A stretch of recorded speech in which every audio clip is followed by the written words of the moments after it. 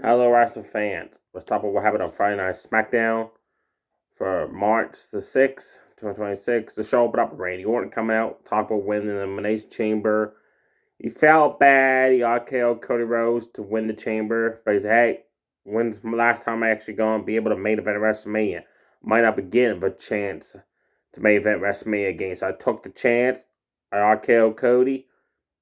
It worked out in my favor. No hard feelings. He said I'm going on to WrestleMania to fight whoever wins tonight between Cody and McIntyre for the title.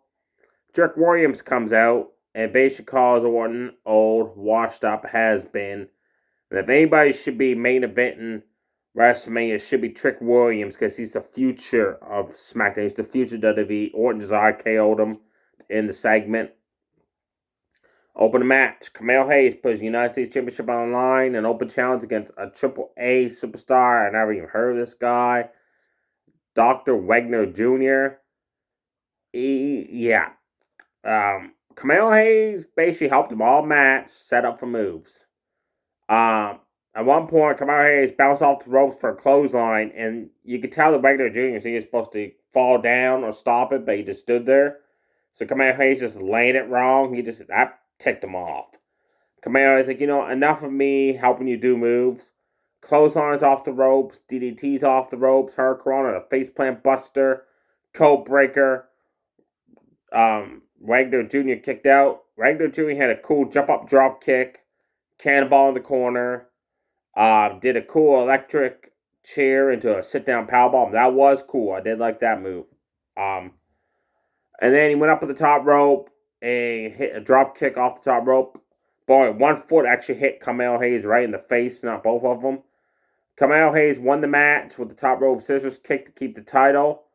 But you could tell during the match, Camille Hayes was like this guy is not good, right? Like he's not clicking at all with him during the match.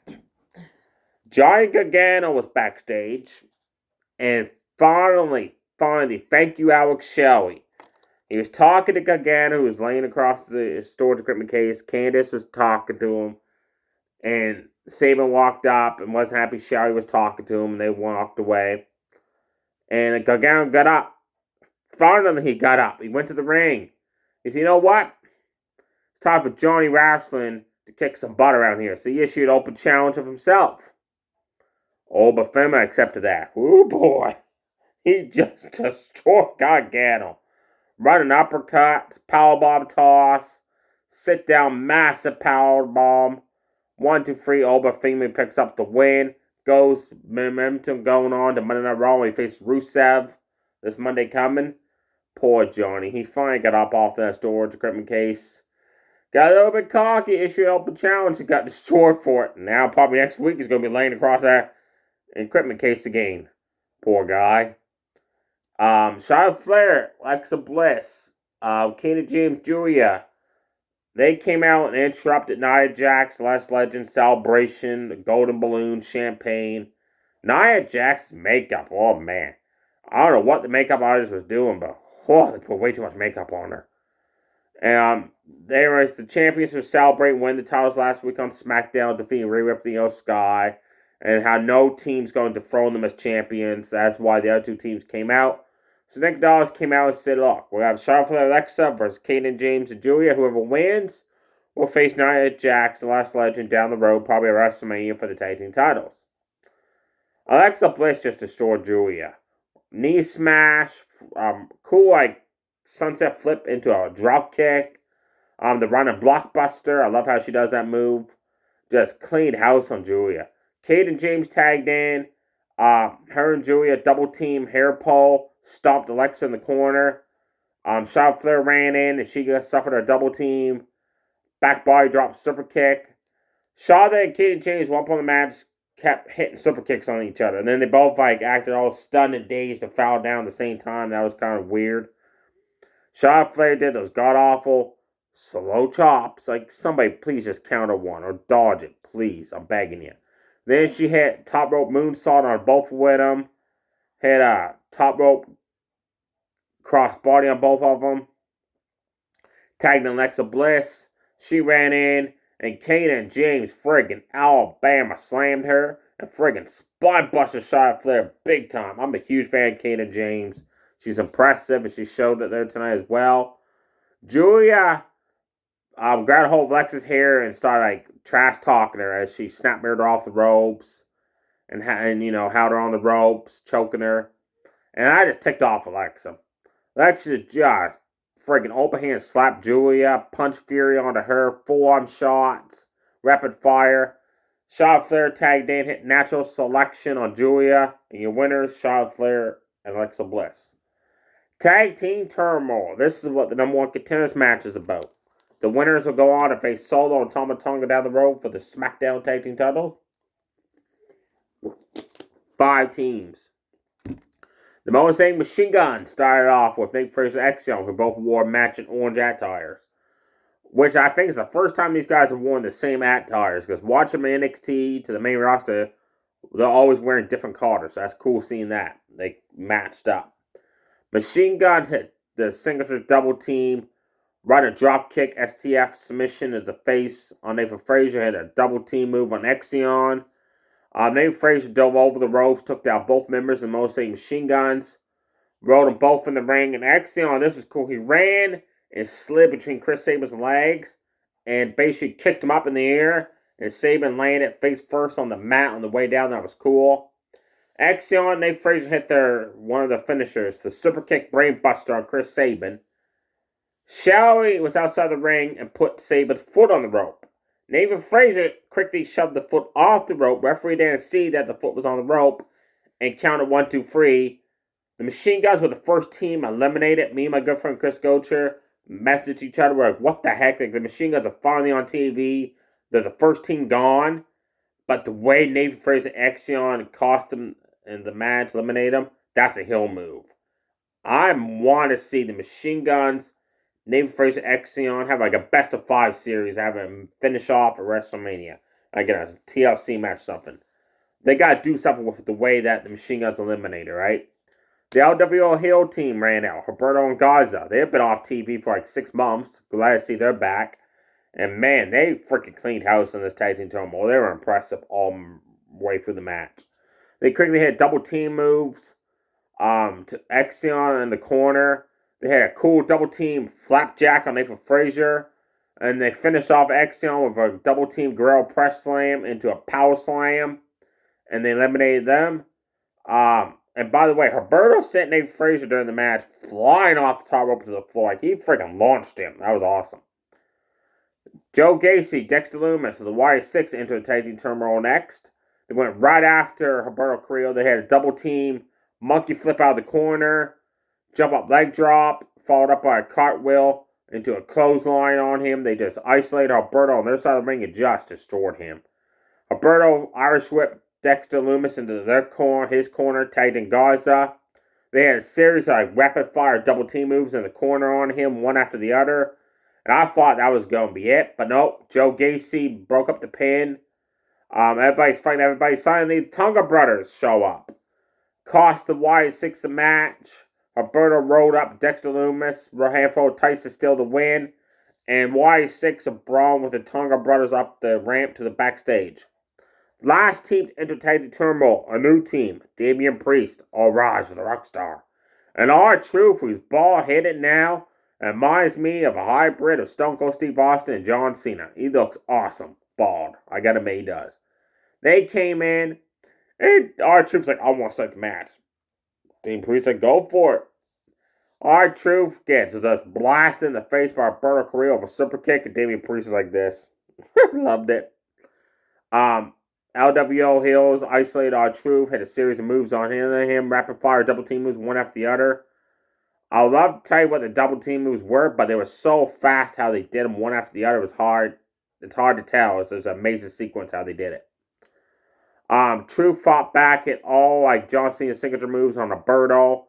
Tagged in Damian Priest, and they hit the stereo finishers. Like one hit the sit-down chokeslam, one hit the AA on the LWO heels. And your winners tag team turmoil, Damian Priest and R-Truth. Cody Rhodes, Drew McIntyre was your main event for the Undisputed title. And I was like, oh, God, here we go. Cody's just he's getting force fed down our throats, basically like Roman Reigns. And it started off great when he dethroned Roman. Then he lost the belt, won in the game, lost it. McIntyre was having a very good title run now. Cody's got it back in. Yep, Cody won the title. Very great match. It just, I vomited in my mouth when Cody Rhodes won. Cody hit a disaster kick, a top rope disaster kick. McIntyre tried to get away once the bell rang. Cody ended up dragging him back down the stage, rampway, sent him into barricades, back and forth, punches, body shots by the barricade. Got him in the ring. As Cody slid in the ring, McIntyre quickly hit that Glasgow Kiss headbutt, Future Shock DDT'd him, hit the Claymore, Cody kicked out. Charles Robinson during the match ducked 2 referee bumps attempts, finally got knocked down with the third attempt. And Cody hit Crossroads, but no referee.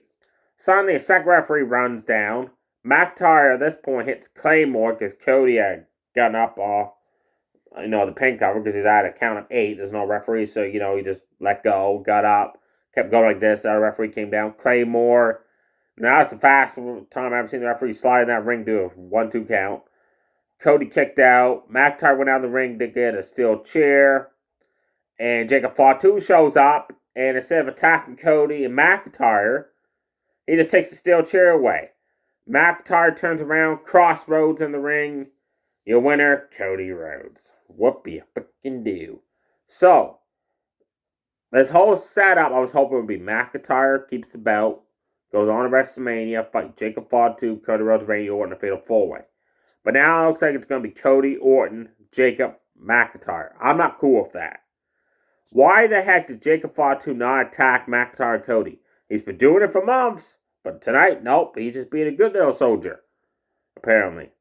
There's some only other segment that happened was Jay Garza, Rhea Ripley exchanged words, talking about which one's the more dominant, powerful one now on SmackDown. I'm so happy Rhea Ripley's on SmackDown because they've done all shit they could do with her on Raw. Now on SmackDown is a fresh new people she could face off. I love how they talk about how they're going to be the most which one's the most dominant. And they both drop the mics at the same time. I cannot wait for that match at WrestleMania. It's going to be a slugfest. Next week, Jay Garza is finally going to face Mia Yim after a whole month of backstage segments with Mia Yim and DFAB challenging Jay for the title, but it's non-title. That's the only match announced for next week. And some certain superstars now going to be mentored by The Miz, and I feel bad for The Miz about that. Now, I'm going to end this video with 2 things. Finally, the store I get these in, got them back in stock, the Stranger Things collectibles, but they jumped the price up. It used to be $4, now they're $8. Seriously, so they jumped the price up because Stranger Things is still a huge thing going on, so I'm going to cut back the quantity I buy. And before I open these up, definitely check out Turnbuckle Time Machine Twaddle, because me and my good friend Chris Gocher is going to be watching Fully Loaded in 1999. And there's going to be new superstars, new matches that have not been on pay-per-view for a while, like Jeff Jarrett, D'Lo Brown, a bunch of people. And we got The Rock, The Game, fighting a lot of strap match. I have not seen this pay-per-view, honestly. So this is going to be the first time for me seeing it alongside my good friend Chris Gocher. So definitely check out Turnbuckle Time Machine to watch it with us as we watch the pay-per-view for the very first time and our reactions to the matches and stuff. Now, let's get these bad boys open. I want no doubles. And I got a new one. And it comes with a flashlight. I got the Sheriff. Hopper. He looks cool. I like this guy. I like how they did him. That's cool. And the flashlight goes in that hand there. That's awesome. Awesome. Got a new one. Gotta go 2 for 2, folks. And I got another new one. 2 for 2. Awesome. I got Lucas. And he's in his basketball gear. And it comes with a basketball. It's awesome. So, looking at this checklist, I do not have Will. I don't have Max with the skateboard. I don't got Eddie with the guitar and that guy from the pizza shop. That's the only ones I don't have. So I am 4 away for getting the whole set.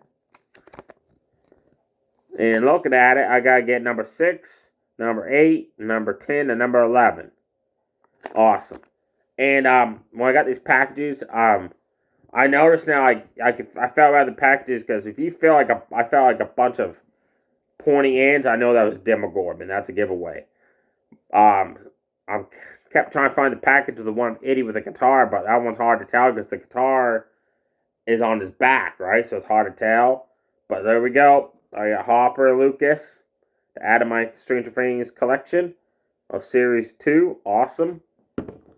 There we have it, folks. Stay safe, everybody. Too sweet. Bye.